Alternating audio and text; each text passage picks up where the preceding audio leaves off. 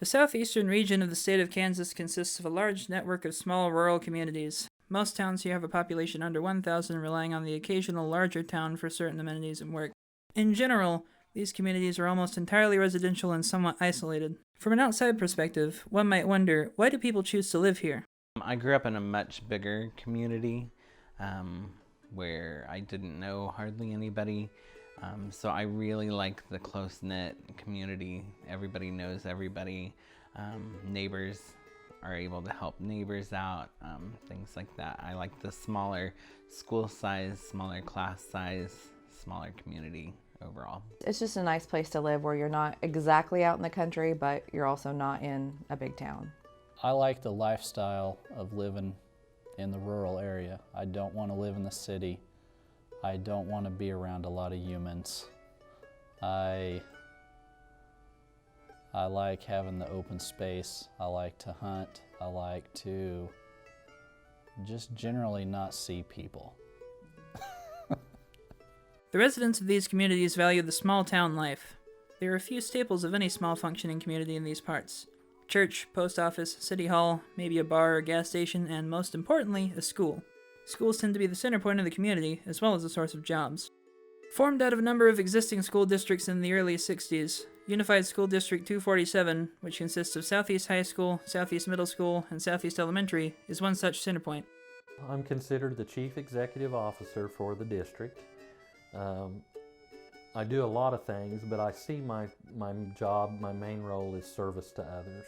We have a unique district, and we're a small school, but we're spread out over 300 square miles. And within that, we have several communities that feed into our schools. We have Cherokee, we have Weir, and we have McCune, and also West Mineral. We also have some small communities outside of our district that we receive a lot of students from too, and that's from the Scammon area and up around the Chicopee area near Pittsburgh. The other thing that's kind of unique about our district is that we're not just in one county. We actually have ground in Crawford County, which is most of it is in Crawford County, and Cherokee County, and a little piece in Neosho County and some in Labette County. The city of Weir is definitely very fortunate to have a school. A lot of the smaller communities around Southeast Kansas have lost their home schools. So we have been able to keep our elementary school. Granted, over time it has kind of phased itself out from what was a high school to begin with, to what was in elementary school and junior high, and right now it is just an elementary school. But we're fortunate to have that, so anything we can do as a city to partner with them and vice versa, then partner with us in order to keep that relationship strong and to allow the city to provide resources to them any way that they need. My son is in kindergarten, and my daughter is in 4th grade. It's very, very convenient that it's just down the road. We can drop them off on our way to work and things like that, so it's very, very important. My daughter Quincy is in the 4th grade. My daughter Chloe is in the 1st grade. I think that having to drive some to get to the school is a lifestyle choice. Everything about the school is a lifestyle choice. I don't have any desire to ever live in the city, and our district is spread out as a result of serving a rural community. And that's what I prefer, so it doesn't bother me. But I also don't live on the outskirts like some of the others do. If you live on one extreme end or something like that, it could be more difficult. I love the students at Southeast. I've had great experiences with them. I would say a lot of them come from unique backgrounds, and that makes our school unique. Even though we don't have a big community with a lot of powerful businesses and stuff like that, the community supports the school, and that's what's most important. The school is the heart of the community, and in recent years it has experienced a major threat to its survival.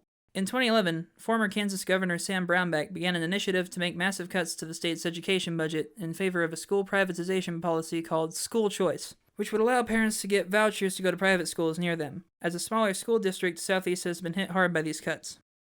I would say Southeast is a small district that has gotten smaller and that is fighting to stay alive. A little over a year ago, we had to cut $750,000 out of our budget because of budget cuts from the state. And so when you're talking large amounts of money like that, you can't make that up by cutting down on the number of paper clips that you buy or the amount of paper that you buy. Those type of cuts come at the cost of people's jobs. And so that's always a very big blow to a community and to a school. For us, we've had the challenge not only because there's been cuts, but part of the reason we've lost funding here is because we've had a reduction in enrollment that's occurred over the past several years. And the base state aid per pupil is one of the main factors in how much state aid a school district gets. And when your number of kids go down, number of students go down, your amount of aid goes down. The number of kids at the school is significantly smaller than when I first got here. Probably 10 years ago or so, when I was helping coach basketball, at one point we were 4A, and at this point we're 2A. And I think that's a result of the economy and just not having a lot of jobs available here, so people leave the area. What you have to be careful of is that when you start to become a smaller school, that you have to be willing to reduce your staff to meet that. And it's better to do that a little bit along as opposed to one big lump at a time. Budget cuts don't affect my classroom as much as other classrooms because we're very reliant on grant money, and there's always grants available for technology because people see that as the future. But every teacher, every employee is expected to do more as we lose people. As a parent, I've had my kids come home crying because one of their teachers was cut, a teacher that they like. So as a parent, it's had more of an effect than it has as a teacher here. I think anytime that you cut budget dollars for education, I think you're going to see the impact on that. And what I think you've seen, especially in this area, is families are so easily accessible to Missouri, Arkansas, and Oklahoma, and they've chosen to go over there instead. Granted, those states don't necessarily fund education more, but it provides a different opportunity in a town much bigger than what we can provide with maybe a little bit better public schools. So I think not only are you seeing that, but then you're also seeing kids not wanting to advance their education further by going to community college or a four-year institution because the price of that has increased so much, and that is also due to the legislature not putting money into higher ed. When money and enrollment reach a critical low point, schools can be shut down forever. The Southeast District has already seen the closure of 2 school buildings, West Mineral in 2004 and McCune in 2014. Both schools offered classes from kindergarten through 8th grade, much like the Weir and Cherokee buildings used to. But in the current configuration, Weir serves as the consolidated elementary and Cherokee serves as the consolidated middle school, while the high school has remained the same. Southeast is not the only district in the area that's faced closings. In 2011, Spahn Elementary School, part of USD 493, the Columbus district, was shut down, forcing its students and their families to look elsewhere for education, and all of its employees to look elsewhere for jobs. Spahn is a small community. There's around 300 people. It was upsetting to me to have Spahn close for the fact that I've lived here my whole life. I went there. I was hoping that my daughter could attend all the way through 6th grade. We had amazing teachers. It was, unfortunate because that's where I worked, and I would have just rathered her finish out at Spahn. When they decided to close the school, there had been lots of rumors about it, and so we attended a board meeting and asked them about it. They told us there was absolutely no plans to do so, but then just a few short months after that is when they started the process of closing it. We had a lot of meetings, board meetings, town meetings. There was a large group of us that rallied, went door to door, contacted people trying to help prevent the closure of Spahn. But when they were in the process, a lot of the parents got together, talked about where we wanted to go with our students. We didn't feel like going on to 493 inside Columbus was a good choice for us. So there was a large number of parents who had decided to take their kids and go to 247. I absolutely think it was a hindrance to Spahn to close the school.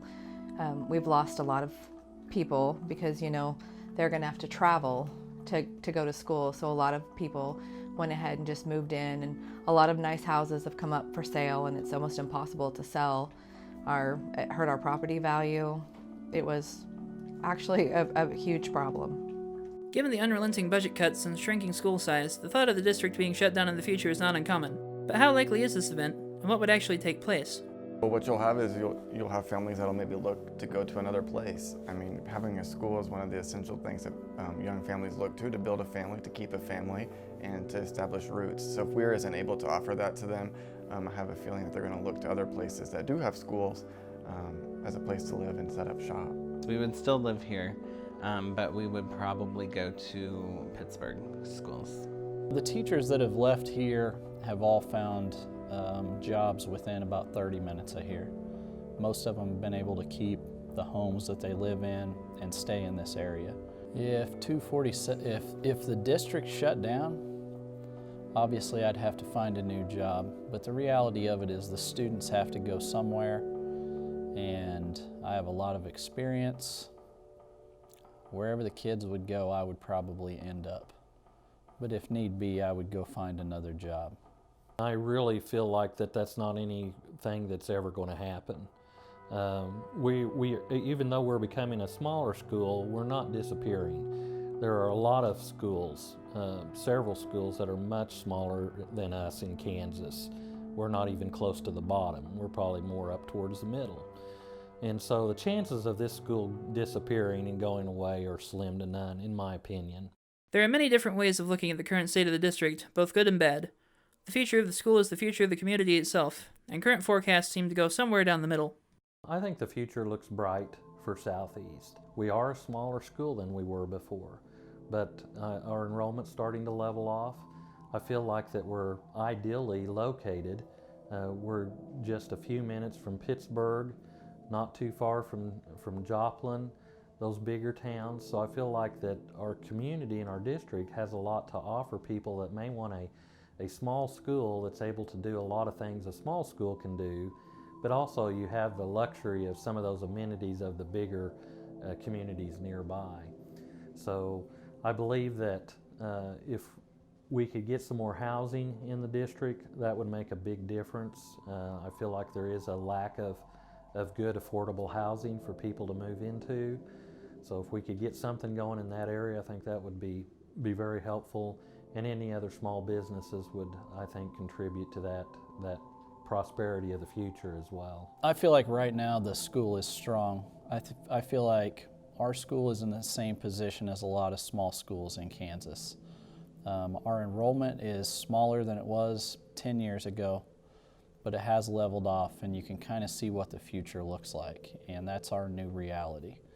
You could have a change in government and they could do something drastic and shut us down tomorrow. Or you could have a change in government and they could do something drastic and send us a bunch of money. You just don't know.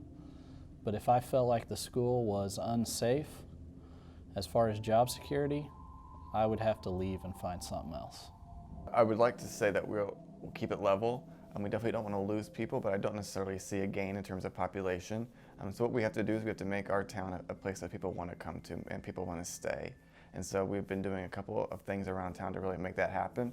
But what we have to do is really establish that baseline of things. We have to keep a store, keep our schools, keep our public library and those sorts of things that keep people here, also bring people here, and just to kind of establish that small town feel.